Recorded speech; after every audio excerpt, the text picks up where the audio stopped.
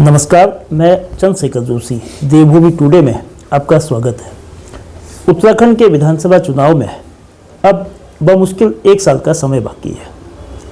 Bharatiya Janata party लगातार दो बार 2017 और 2022 में विधानसभा चुनाव जीतने के बाद अब हैट्रिक की ओर नज़र दौड़ाए हुए है और पार्टी सत्ता में लगातार तीसरी बार आने के लिए जी तोड़ मेहनत कर रही है। वहीं कांग्रेस, जिसने उत्तराखंड के निर्माण के बाद पहली निर्वाचित सरकार 2002 में कांग्रेस ने बनाई थी और 10 साल तक उत्तराखंड में वो काबिज भी रही, एक बार फिर सत्ता में वापसी के लिए रणनीति बना रही है। इसी बीच एक महीने पहले नवंबर में कांग्रेस की प्रदेश इकाई में रिसफल हुआ है। संगठन को नई धार देने की कोशिश की गई है। गणेश गुडियाल उत्तराखंड के तेजतर्रार नेता माने जाते हैं, उनको दूसरी बार प्रदेश का अध्यक्ष बनाया गया है। संगठन में बदलाव, संगठन में परिवर्तन न केवल प्रदेश स्तर पर हुआ है बल्कि तमाम जिलों में भी नए जिलाध्यक्ष बनाए गए हैं। चंपावत जिला छोटा जिला है, सबसे कम विधानसभा की जो सीटें हैं 2 वो चंपावत में है बागेश्वर के साथ, लेकिन इसका महत्व खासी महत्वपूर्ण सीट है। वो इसलिए कि ये क्षेत्र मुख्यमंत्री पुष्कर सिंह धामी से जुड़ा हुआ है। उनका निर्वाचन क्षेत्र भी चंपावत जिले की चंपावत विधानसभा सीट में है और चंपावत की जो कमान कांग्रेस ने दी है वो युवा नेता, नौजवान नेता चिराग सिंह फत्याल को दी गई है। फत्याल के सामने चुनौतियों का पहाड़ है।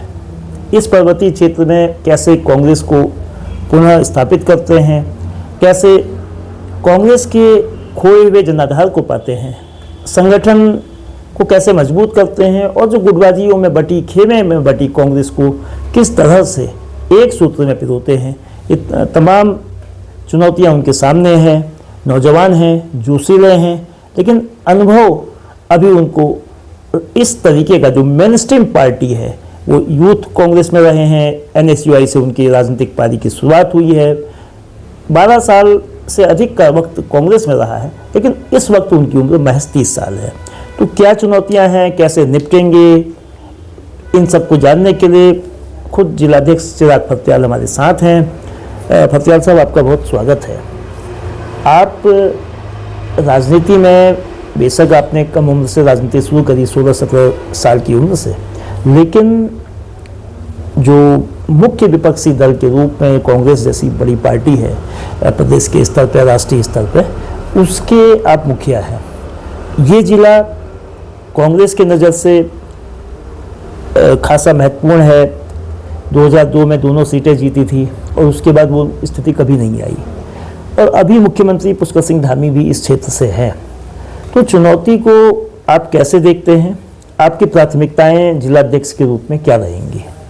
ये सर्वप्रथम तो मैं न्याय के देवता, गुरु देवता का मैं धन्यवाद करता हूँ, जिन्होंने छोटे से कार्यकर्ता के साथ न्याय किया, क्योंकि मैं वास्तव में काम कर रहा था और हमारी पर्यवेक्षक के रूप में जो आई थी संगीता बेनीवाल जी, और राहुल गांधी जी का जो विजन था कि ज़मीन से जुड़े हुए, ज़मीन बूथ स्तर के कार्यकर्ताओं को महत्व देना और उनको पार्टी में स्थापित करना, तो इस विजन को देखते हुए मेरे पास जिम्मेदारियां भी हैं और जिम्मेदारियों का मुझे एहसास भी है कि उन जिम्मेदारियों में मैं कैसे खरा उतरूँ और मैं कोशिश करूँगा कि 24 आवर्स में काम करूँ।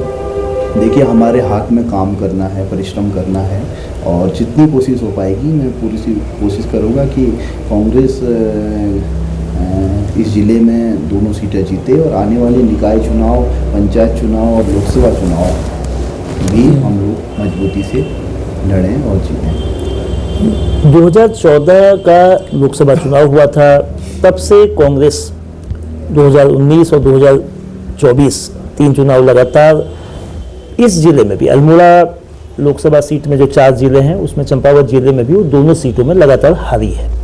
2017 का जो विधानसभा चुनाव हुआ था उसमें लोहाघाट में कांग्रेस हारी थी और 2022 का जो विधानसभा चुनाव हुआ कांग्रेस यहाँ हारी उपचुनाव में भी हारी, यानी कि जो चंपावत की विधानसभा सीट है लगातार 3 बार वो हार चुकी है। और लोहाघाट की सीट में बेशक अभी पार्टी के कांग्रेस के कब्जे में वो सीट है।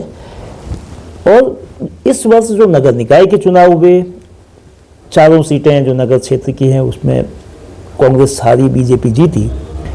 त्रिस्तरीय पंचायती चुनाव में भी प्रदर्शन, जिला पंचायत के अध्यक्ष बीजेपी के बने, उसके लिए कांग्रेस इस स्थिति में भी नहीं थी कि वो प्रत्याशी खड़ा कर सके। ब्लॉक प्रमुखों के चुनाव की भी स्थिति कमोबेश ऐसी है।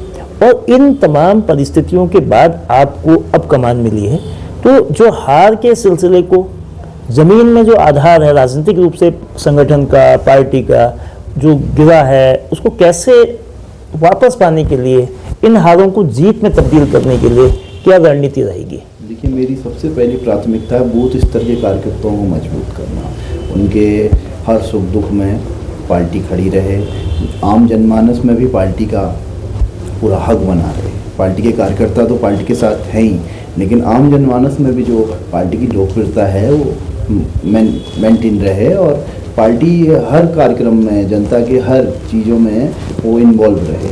अगर हम पब्लिक के नीचे ज़मीनी स्तर पे काम करेंगे तो मुझे विश्वास है कि कांग्रेस दोबारा से मजबूत होगी। कांग्रेस के सामने एक इस तरह की चुनौती है। एक तो वो खेमेबाजी में है, गुटबाजी बड़े स्तर पे है, देहरादून से लेकर हर जिले में, और चंपावत जिला भी उसका अपवाद नहीं है। दूसरा, बीते कई सालों से कांग्रेस छोड़ के भारतीय जनता पार्टी या दूसरे दलों में जाने वालों की तादाद बहुत बड़ी है। तो कैसे गुटबाजी से निपटेंगे, कैसे जो लोग कांग्रेस छोड़ के गए हैं उनको वापस लाने की होगी, या नए तरीके से पार्टी का आधार बढ़ाने का आप किस तरह से इस काम को करेंगे? देखिए, जितना हमारा जो पार्टी में लोगों का जाना था, अब लगभग मुझे लगता है कि जितनी जाना था वो सब लोग चले गए हैं। अब जो भी है हमारे पास आना ही है, हमने जितना भी पाना है कांग्रेस ने अब पाना है। तो मेरी कोशिश रहेगी कि सामाजिक लोगों से मैं बातचीत करूं। अभी भी मैं जब से बना हुआ हूं 10, 15, 20 दिन से, तो मैं हर सामाजिक व्यक्ति के पास जा रहा हूं, उनसे राय ले रहा हूं कि पार्टी को कैसे मजबूत किया जाए। और जहाँ तक खेमेबाजी की बात है तो सब लोगों का ही एक मत बना, तब जाके ये फैसला आया। और मुझे भरोसा है कि हम लोग सब लोग एक होके कई नए लोगों को भी जोड़ेंगे। ऐसा नहीं कि पार्टी में हमारे कुछ दूसरी पार्टी के लोग भी अभी मुझे संपर्क में हैं, तो मिडिल 2026 तक वो मुझे लगता है कि वो लोग एक अच्छी संख्या में यहाँ आएंगे। अब आपको करीब 2 से 3 हफ्ते हो गए हैं जिम्मेदारी के साथ, तो अब आप जिले की जो इकाई का विस्तार है, कार्यकारिणी का विस्तार कब तक होगा? और उसमें चूँकि ये जो जिला है पहाड़ मैदान से मिला हुआ है, क्षेत्रीय प्रतिनिधित्व, जातीय प्रतिनिधित्व और जो राजनीति के समीकरण होते हैं उनको किस तरह से समायोजित करेंगे और विस्तार आप कब तक करेंगे? जी, सर्वप्रथम तो मैं प्रत्येक ब्लॉक में जा रहा हूँ, लोगों से मिल रहा हूँ, कांग्रेसियों को फ़ोन कर रहा हूँ, सामाजिक लोगों को फ़ोन कर रहा हूँ। अभी 3 ब्लॉक में जा चुका हूँ, चंपावत, लोहाघाट में तो मैं रहता ही हूँ, तो पार्टी भी मैं जा चुका हूँ, रीटा साहिब तक जा चुका हूँ। अभी कल मेरा बाराकोट का भ्रमण है, तो जैसे ही हम सारे ब्लॉकों में लोगों से बातचीत करके कार्यालय का शुभारंभ भी होना है इस महीने। शुभारंभ होने के बाद एक खुली मीटिंग रखी जाएगी और खुले रूप से सारे पदाधिकारी जो इच्छा जताएंगे, पार्टी को काम करना चाहेंगे, तो उनको वरीयता दी जाएगी। भारतीय जनता पार्टी की चुनौती तो अपनी जगह है, वो बहुत ताकतवर पार्टी है, संगठन के स्तर पर, संसाधनों के स्तर पर बहुत मजबूत है। लेकिन यूकेडी भी एक प्रकार से उभार कर रही है, गढ़वाल से लेकर कुमाऊं तक वो अलग अलग तरीके से जनता के बीच जा रही है, मुद्दों को उठा रही है। तो कांग्रेस के लिए बीजेपी के अलावा यूकेडी कितनी बड़ी चुनौती है? क्या उससे कांग्रेस को नुकसान होगा या कांग्रेस उसमें कोई लाभ देखती है? देखिए, चुनौतियों पे हमने ध्यान ना देते हुए अपने कार्य पे ध्यान देना है। भाजपा भी हमारे लिए कोई चुनौती नहीं है। हम अपने अंतर्मन से जब सोच लेते हैं कि ये चुनौती है, ये पहाड़ बहुत बड़ा है, या हम इसको कैसे इस पे पार पाएंगे, तो इतना कुछ नहीं है। कांग्रेस एक राष्ट्रीय पार्टी है और मुझे हर बूथ में व्यक्ति मिल रहा है, लगभग हर चंपावत से मेरे को पूरे ज़िले से फ़ोन आ रहे हैं कांग्रेस के लोगों के। मुझे नहीं लगता कोई चुनौती है। चुनौती हम लोगों ने मान ली है, हमारे कांग्रेस के लोगों ने। कुछ थोड़ी कमियां रही, कुछ गलतियां रही, चुनौती कुछ नहीं है। मुझे नहीं लगता कि कोई लड़ाई कांग्रेस और भाजपा में ही है। आप यानी कि जो कांग्रेस पार्टी है, देखिए इस सरकार को जो दूसरा टर्म है 4.25 साल के करीब हो गया है और 2017 मार्च से अब तक लगभग 9.25 साल हो गए हैं। ऐसी स्थिति में कांग्रेस सड़कों पे नज़र नहीं आती है।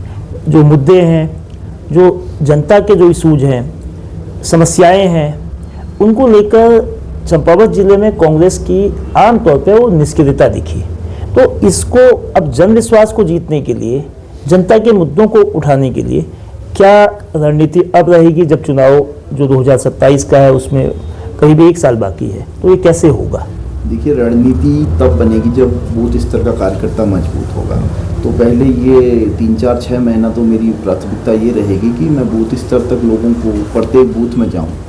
इस विधानसभा लोहाघाट में 184 बूथ हैं, 150 से यहाँ है बूथ। तो मैं प्रत्येक बूथ स्तर के व्यक्ति से मिलूं, बूथ स्तर में जितने भी हमारे एक बूथ में कांग्रेसी लोग हैं उनसे मिलूं, तब जाके ये भूमिकाएँ आने वाले 2-3-4 महीने बाद बनेंगी। चंपावत विधानसभा से क्षेत्र जो है वो मुख्यमंत्री इस सीट के प्रतिनिधित्व भी करते हैं। उपचुनाव जब मई 2022 में हुआ था और वो रिकॉर्ड वोटों से जीते थे। अब अगर वो दोबारा लड़ते हैं तो ऐसे में इस सीट पर कांग्रेस कैसे दमखम से मुकाबला देते और मुकाबला जीतने के लिए प्रयास करेगी? कोई ऐसी मतलब ठोस रणनीति चंपावत से लेकर देहरादून तक बन रही है कि मुख्यमंत्री के खिलाफ किसी ऐसे प्रत्याशी को, क्योंकि 2022 में पहली बार ऐसा हुआ जब कांग्रेस के प्रत्याशी की जमानत जब्त हुई, जबकि इस सीट को 2 बार कांग्रेस जीत भी चुकी है, उसके बाद ये नौबत आई है।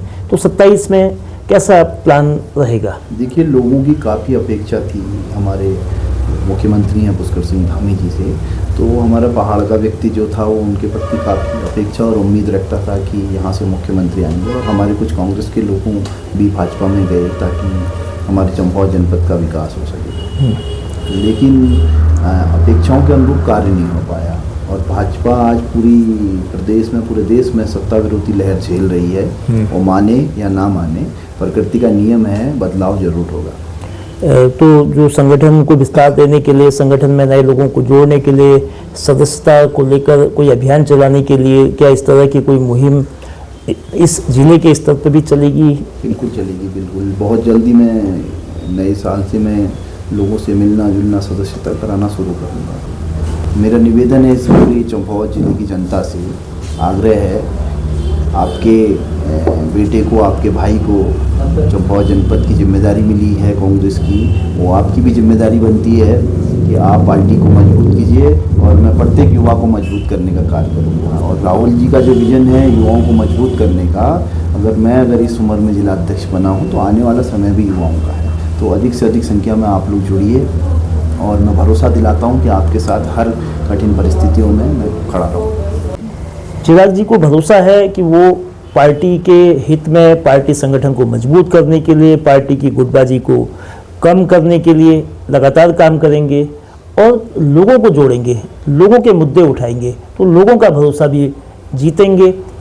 बेशक ये जिला मुख्यमंत्री पुष्कर सिंह धामी का है, लेकिन जो उम्मीदें, जो वादे 2022 में हुए थे और जिन सपनों के आधार पर उन्होंने रिकॉर्ड जीत हासिल की थी, कांग्रेस का कहना है कि वो ज़मीन पर दिखते नहीं हैं।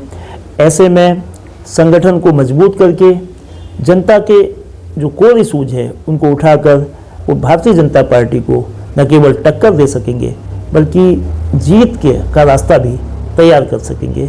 ऐसा दावा, ऐसी उम्मीद कम से कम नए जिलाध्यक्ष सामने रखते हैं। लेकिन क्या होगा ये आने वाला वक्त बताएगा। पार्टी अपने लक्ष्य, अपने रास्ते पर कितना आगे बढ़ती है, इसका इंतजार अभी होना बाकी है। बहुत धन्यवाद।